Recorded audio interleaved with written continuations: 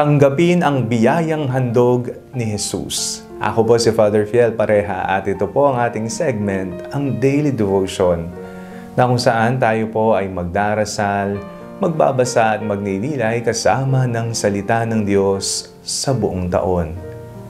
Manalangin tayo. Sa ngalan ng Ama, ng Anak at ng Espiritu Santo. Amen. Halina, banal na Espiritu, liwanagan mo ang aming puso at isip nang maunawaan at maisabuhay namin ang iyong salita. Amen. Our Bible passage for today is from the Gospel of St. Luke chapter 5, verses 1 to 11, and I read it for you.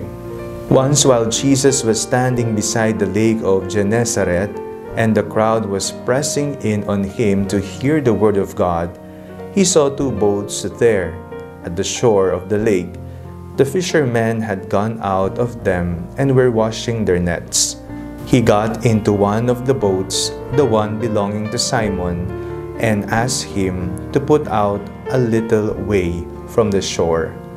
Then he sat down and taught the crowds from the boat. When he had finished speaking, he said to Simon, "Put out into the deep water and let down your nets for a catch." Simon answered, "Master, we have worked all night long, but I have caught nothing.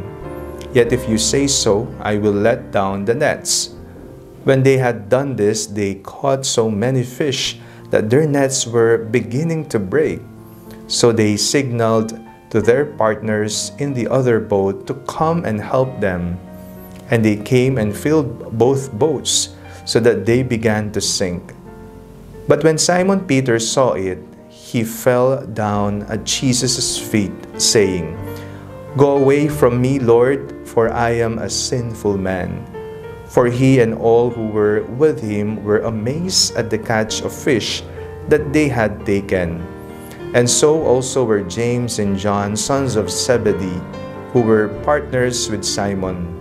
Then Jesus said to Simon, "Do not be afraid. From now on, you will be catching people." When they had brought their boats to shore, they left everything and followed him. Isang paanyaya sa atin ang ating binasang ebanghelyo sa araw na ito.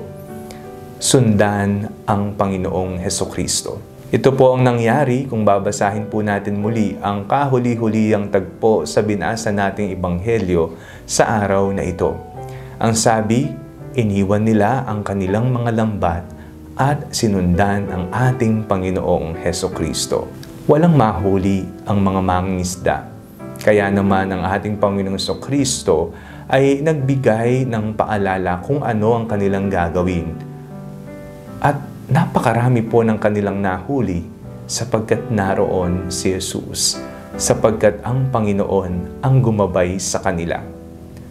Nakahanda mo bang gawin kung ano ang ipapagawa ni Jesus sa buhay mo?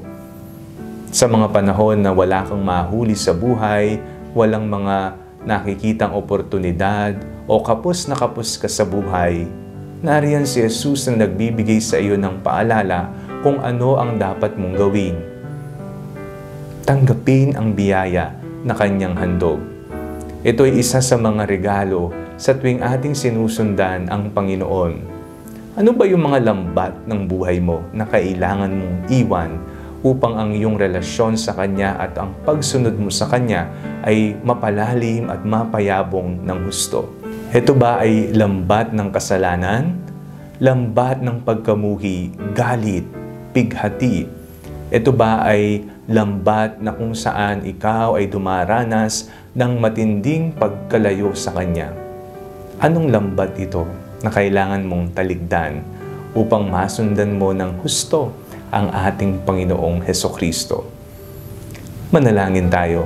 Panginoong Hesukristo, tanggapin mo ang alay ng aming buhay. Magawa nawa naming maiwan ang mga bagay na nagdudulot sa amin ng kasalanan. Amen. Sa ngalan ng Ama, ng Anak at ng Espiritu Santo. Amen. Huwag po ninyong kalimutang i-like ang video ito, mag-comment po kayo and share it with your family and friends.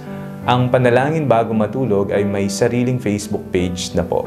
Huwag niyo pong kakalimutang i-like at i-follow ito. And do not forget to subscribe to our YouTube channel. I-click niyo lamang po ang link na nasa description ng video ito o kaya naman po just search Father Fiel Pareha. God bless you po.